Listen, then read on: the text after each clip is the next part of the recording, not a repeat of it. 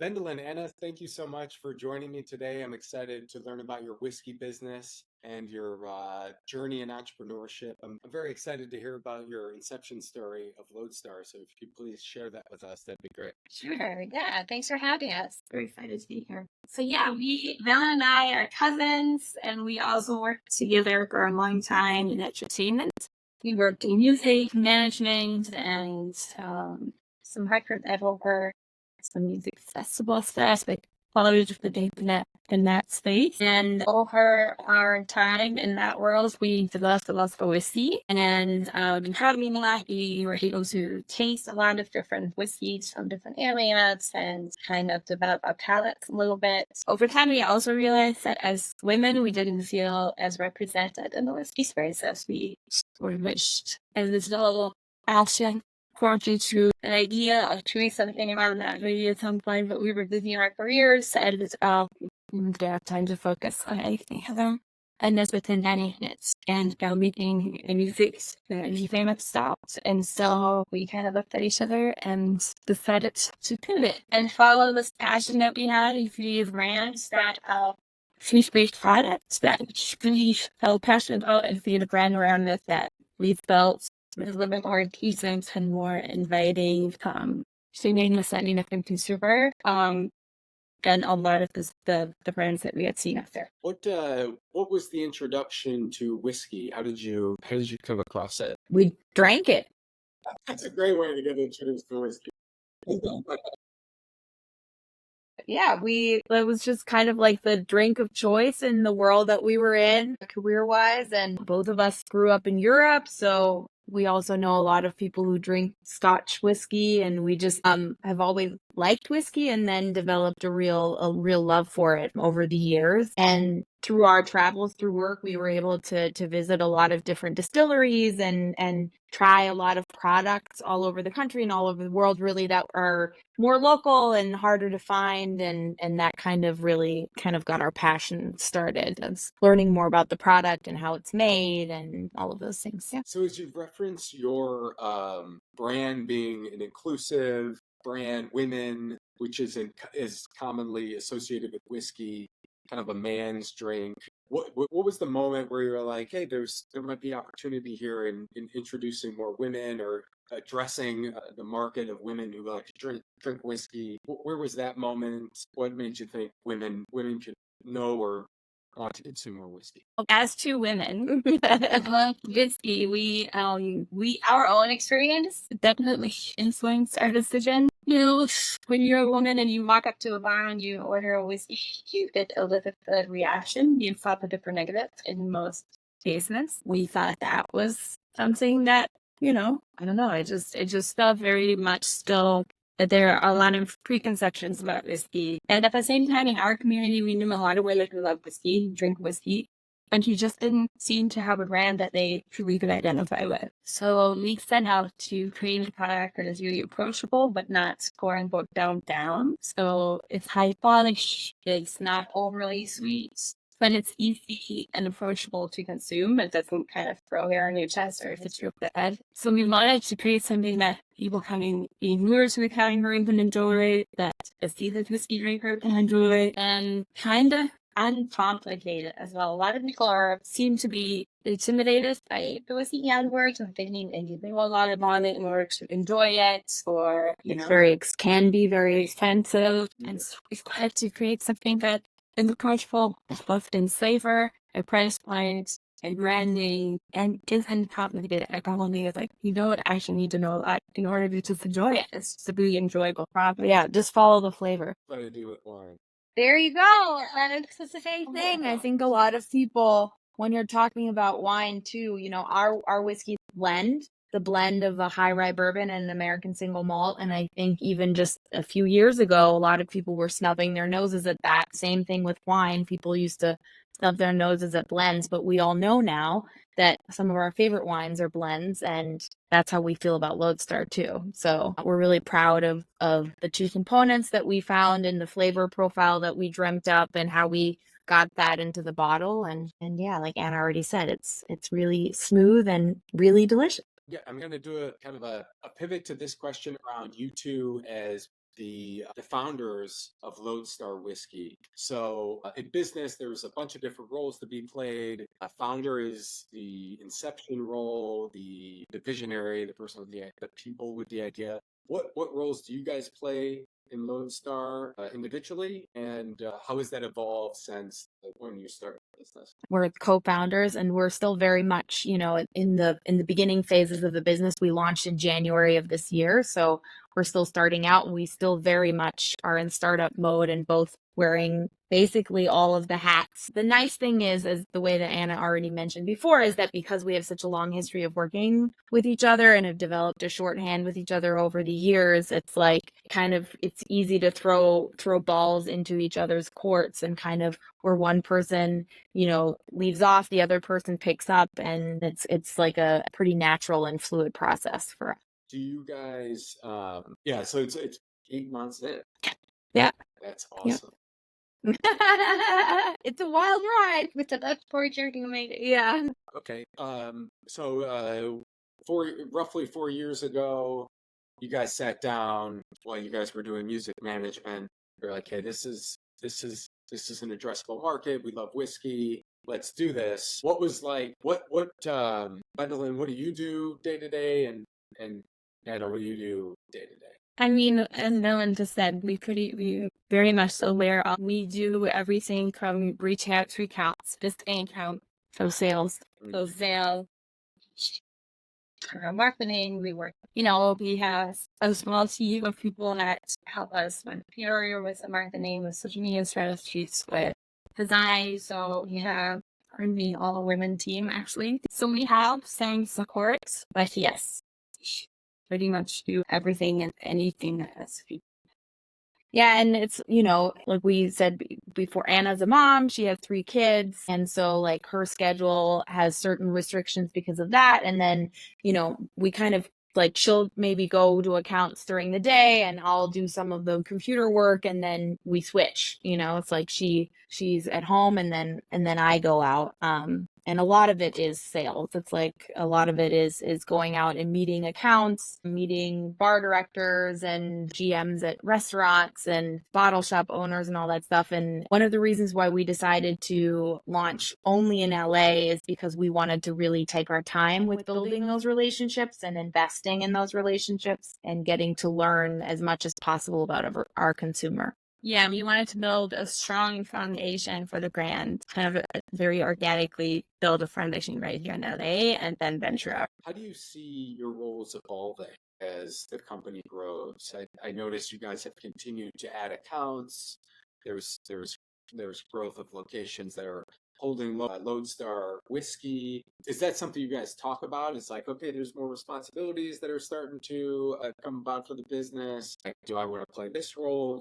Do you want to play that role? Do you guys have those conversations at this point? We do. I mean, we have conversations about, where we are now, where we will be 8 months from now, and 6 months from now. Like, we have these conversations all the time, and they evolve sometimes as well. We very much operate as an equal partnership, and that's also partly how we just both kind of, as very much as because Antos both handle a lot of the things, but just at different times of the day sometimes. As far as our roles going in the future, I mean, we both have certain strengths because of our backgrounds that Wendelin Creative has a lot more marketing experience than I do, and design, say it's a sales experience, but like there's just different things where we have a little bit more experience with us over the other, and so we lean into that sometimes. Or I think, like, what she kind of suggests in terms of our marketing strategy, I follow her lead in terms of marketing strategy, and then I had an idea of how we do something else. So it's very organic, it's fluid, it's not as confined or I don't know, mapped out. I see that happens a lot. I will say too, like, Anna, she has more experience than I building companies, and so she does often take the lead on biz dev and things like that. But again, it's like if one person is like, hey, I'm doing this, but I need support here, or can you take on this? Or it's kind of like it's not, we don't necessarily, especially at this point, super stay in one lane.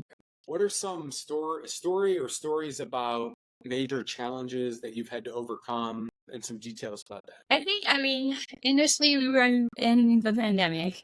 And challenge was that, we were trying to build the business or just the concept of it in a time where you could travel, you couldn't really connect with people in person, you couldn't do any of that. So that made it challenging, but it also really informed our vision for the brand because we grew up in a really big family. We loved bringing people together around the dinner tables, sharing food with our community, our family, friends, making delicious friends, and just coming together and connecting and being one of the people to that in the whole world and able to get during that time. So although it was a challenge to our initial kind of creating the business, it was also super informative for the brand because it was so clear to us that from the get-go that the brand needed to be about community. That was one of our pillar thoughts was just so important to us.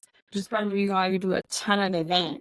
So that we get to directly interact with the communities we're trying to reach, learn from them, introduce them to the brand, bring people together. It was kind of both. It was a challenge and at the same time it was a great outset in a way because it clarified our vision so much. And it's like, it's now also the thing about blending, right? Is that it's kind of like the world is your oyster. You can source from anywhere. And in the beginning, when everything was shut down and we couldn't go anywhere, we're like, how are we going to do this? How are we going to understand quality control and all these things? And we started to navigate those things from the get-go. And now it makes it so much easier for us because we know what to look out for and what questions to ask, so we don't have to travel all over all the time for finding the components for our blend. And we figured out a great way to just do it from the table that we're sitting at right now. How about on the sales challenges? So what responses do you get from those GMs at restaurant groups and restaurants? I know distributorship is a big deal in liquor because of the 3-tier system. Mm-hmm. Some of the challenges around those things. Honestly, luckily, and we need a very response to look. So people see to the product, so we get the quality product. They connect with the story.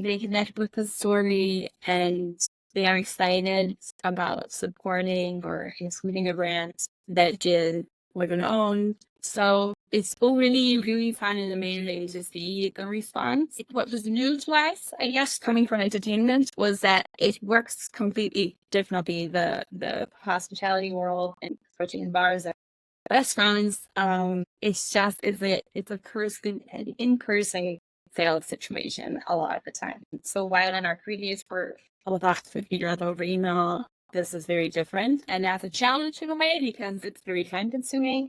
And it's a blessing in a way because we get to connect with people, make strong relationships, and also really understand and learn. So it's been kind of both. And just the nature of the hospitality industry, there's a lot of turnover, so that's something that we've had to learn how to navigate. But, even there, it's like just because somebody, a bar director or GM is not working anymore at that one account, they'll move to a different somewhere else. And if you've done a good job of establishing a great connection and a good working relationship, then, you move with them, which is great. So you guys are founders. You got it off the ground. You've started to gain traction with your brand, getting it to different restaurants across LA. Any moments where you're like, screw this, like, what the hell are we doing? No. And still, you have to keep growing it and to eventually benchmark with market. I think also that's just kind of how we approach things, how we've approached things in the past. It's like we have started working in music and entertainment without having a background in that area, and we just rolled up our sleeves and figured it out. And there's something very exciting about that, right? It's like everything's new and there's constantly something new to learn. And if you're open that process and you enjoy that process, then I think it stays exciting. And also the challenges, we've been talking about challenges, and yes, that can be very hard. But again, if you keep an open mind and you stay open to learning as you go, then there's always an upside. challenge. Yes. How have you taken your music management experience and knowledge into this new game of whiskey? I mean, I think, again, in music and in entertainment and in touring specifically, day is the same. There's always going to, in live events, there's always going to be there's always going to be something that goes wrong, and just realizing that if you keep your feet on the ground and you kind of approach things calmly and don't lose your head, you will find a solution. There's always a solution to everything. It's just like being open and kind of calm and figuring it out. And creative. Yeah. You have to be creative. Yeah. Like do the end tasting and then like the furniture part is working in music and also partly in film that we did. It's just rev up these days and go. Like Do you guys you cousins have had other ventures together? I know you've run a festival. Mhm. Is that correct? And the film, could you tell us about that? Yeah, so we actually both have a film background as far as like educational. I went to film school. I was directing for a while, both music videos and a little bit of commercials. And then I did a kind of independent feature film while, and after some of it was before our kind of time in the music world, and some of it was during. And again, I guess it all brought us here. So and it was all thanks for you have a production background as well. It's like using anything or managing a larger group of people. We're all working towards the same kind of goals together in a very defined time frame. It just teaches you certain skills of any kind of being effective and so yeah, I think all of that definitely gave us some tools for starting this business even behind the scene in the industry now. Yeah. And also something that we really loved about our previous careers is just bringing people together around shared experiences, and music is a very powerful tool for that. And so we brought that same desire and vision to Lodestar, where we're like, we want Lodestar to be the whiskey that you have on your bar that, when you're just casually inviting some friends over, you can just grab it and you share that experience together and come together around delicious drink. Hey, I love it. I love it. I don't drink a lot of whiskey. I got a brother that steers me towards it sometimes when we're out, and I always enjoy it. I'm typically a wine drinker, to be honest, but I do appreciate it. Yeah, we'll send you a bottle and some recipes for some refreshing, lighter cocktails. But we find that people that usually steer towards wine enjoy those very much. Yeah, please do. What are you saying? Well, we have a signature cocktail called the Lodestar Iced Tea, and it includes a black tea that's smoked called Lapsang Souchong, and just some lemon and the whiskey and an orange twist, and it's very refreshing and easy to drink, and the smoke from the tea blends really well with the flavor components of our whiskey. So that one's a great one. Big crowd hazer. We feel like Paper Planes are really making a comeback. It's a classic cocktail with Aperol. It had like those grapefruit notes, and lemon and whiskey, and that one is really great too. We really love making that one. Yeah, we have a bunch of recipes on our website for people to check out. The market of women consuming whiskey changed over the last 10 years, let's say? It's increased a lot according to the most recent study. Women now may have almost 40% of whiskey drinkers. Okay. And as far as I know, that trend is continuing. So yeah, it hasn't been increased. I believe that women have drink whiskey forever. But women also were the originally part of creating whiskey in this country. So, yeah. Again, it's just not. Yeah, obviously there's some other founded whiskey others or some other whiskeys that speak to women. But if you take the whole marketplace, it's still a sliver of the market share. So in regard to like your entrepreneurial, like seeing opportunity ahead, the market's not addressed. No, not enough. Yeah. Yeah, I think that marketing is still lagging behind. Whiskey is still served and marketed predominantly as a man's drink. That's definitely changing, and it has changed a lot in the last couple of years. But we're really looking forward to being part of that continued trend. And then I think that, yeah, there's just, like Anna already said, there's all that many brands out there that kind of very specifically have women as a target consumer in mind. It's older brands that are pivoting, which is great, but we're kind of like out of the gate, we're not only for women, we're just decidedly not gendered, and we kind of, like Anna said, we don't want to dumb down our product. We just want to show up in the market and say we're here, and we're gonna talk to women, but we're also obviously gonna talk to men. How about in regard to the future Lodestar Whiskey? What's your vision? 1 year, 5 year, 10 year? We want to, as we mentioned earlier, we want to keep growing very organically at Lodestar Foundation here in LA and Southern California, which is a very big market, obviously. And then once we break next year, we would like to expand into some other African markets and some different Palm Springs, our island lines, and the whole percent to when it comes to another state. But again, we're not in a rush. We really want to do this organically and grow the brands slowly but surely instead of rushing all over the place and kind of losing our focus. So we're very intentional in keeping it local for a while longer, and then expanding to further into California, then expanding to another state, and then we go from there. How about, have you guys taken venture or investors, anything like that, or is it bootstrap? So we did have an initial investment through a VC called Distill Insurance. They have a research program that focuses on underrepresented founders in this as well. They are funded by Diageo, which is obviously a huge player in the space. So that was kind of our first getting out around situation. And since then, we haven't taken anything else, and we're going to be very intentional. We take any with our investments from and how much, because we obviously want to stay a strong part of the brand and keep some ownership. Amen to that. We run our business independently. Yeah, there's pros and cons, right? Like the stresses of bootstrap versus having a large number in your bank account. Yeah, for us, it's kind of tiny this week, but yeah. Yeah, there's a lot. There's a lot to be said about independent. How about the? I'm curious about the legacy businesses in liquor. Like, do you think? I don't want to say I don't want to just claim they're being unethical or anything like that. But do you see things in the kind of the legacy way of doing business now as one that makes it even more difficult for startups to try to break through, maybe even specifically like women-owned ones? What are you seeing from the legacy business looking towards their competitors, like smaller competitors? How do they play? I mean, I think it's definitely a challenge starting out as a small brand, just alone, like marketing dollars alone, right?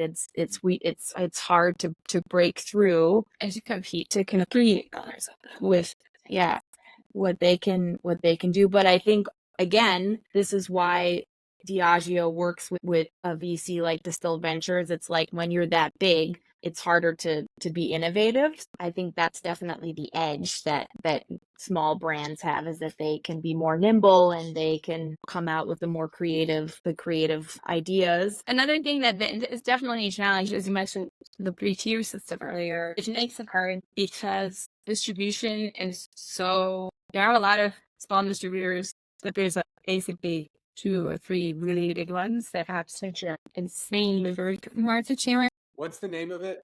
There's one on the West Coast that's huge. Right? And Holiday Spirits. What is it? Southern. Yeah. Southern Wine and Spirits. Yeah. Yeah. And there's a couple others, but yes. So it's very, it's just harder to break through as a new small brand because there's practices that make it harder to compete, and that's maybe financial. There's a lot of money that it's being put into place and basically. So yeah, and finding that timing can usually be, that's what we've heard from a million people, and it seems to make so much sense. And just when you're just starting out, you don't want to be a distributor that is just very lost. So you kind of want to build as either on your own or with a small distributor, and obviously just some big pros to eventually being with a bigger one. But it's definitely is an obstacle for incoming and new brands to compete with budgets and the kind of manpower that both big distributors have. It's like you want to get to a peak of volume, like case volume, right? To get to a Right. big distributor, because then they push your product for the bigger retailers, etc. And so, Yeah, and you also have to look at, do they have products that would be direct competitors to yours? Because if they do, there's a chance that they're sending case to scratch you. Basically, that's a practice do of you theirs, is to take you just have brands. to? I'm not saying as a practice of Southern. I'm just Okay. saying that, in the manassi, it's you start to be very careful and intentional about that how you stress kind of your distribution journey. Do you guys have a distributor? So we started to distribute through a company called Power Street. You just have to preach yours and say you can't really do it yourself. You need somebody. But we still are super involved in the distribution process. So they handle basically invoicing for us and all that kind of stuff. But we are the ones who are in the markets as far as And just a quick question back to Distillery Ventures. Distill Venture. Distill Ventures. So is that like an incubator for them where they're looking for acquisitions? So they have two programs. They have what's called a pre-accelerator and an accelerator. And the pre-accelerator is really focused on other representative vouchers, on innovation, and that is not tied to anything. That's basically just, getting brands off the ground. And then the accelerator program that they have, so that is more a road to an acquisition of the More actual. intent of partnership. Okay. Yeah. What have you enjoyed? What haven't you enjoyed? Entrepreneurship. I mean, all of it, as I'm sure you know, I love it because it's so creative and you have to just think on your feet and you have to go at it and spend some energies that are being delayed. But at the same time, so some days are crazy and you're kind of like, what are we doing here? But I don't know. Overall, I'm saying it's been, for me, super enjoyable and kind of exciting. And I can't wait to see what our next a year and 5 years will hold. I think building something for yourself just brings with it a different kind of motivation, obviously. I think, it's, at least for me, the how you learn and what your relationship to learning when it's your own business has completely changed. I feel that when something doesn't go the way that it's as planned, it's a now much more enjoyable experience because I know I'm learning and then I know exactly what I need to do and how I need to do it differently the next time. And it's been a real positive side to building your own business for me because it's, I don't know, in a weird way, it's taking the pressure off and it's just, you can kind of see how the building blocks are being put in place and it's a fun experience. Your favorite drink with Lodestar? Well, I mean, I love our signature iced tea. My whiskey journey started with just drinking whiskey with ginger ale and lime, and I still really enjoy it that way. But yeah, those are probably my top two. Mine is just on the rock and has been in the cocktail network. We are Lodestar iced tea. It's basically like on a par with really good peanut. Nice. Sounds delicious. I look forward to that. Wendelin and Anna, thank you so much for joining me. I enjoyed hearing about your journey, your challenges, the different roles you're playing. Good luck. Thank you. It's quite the challenge. Thank you so much. Thank you.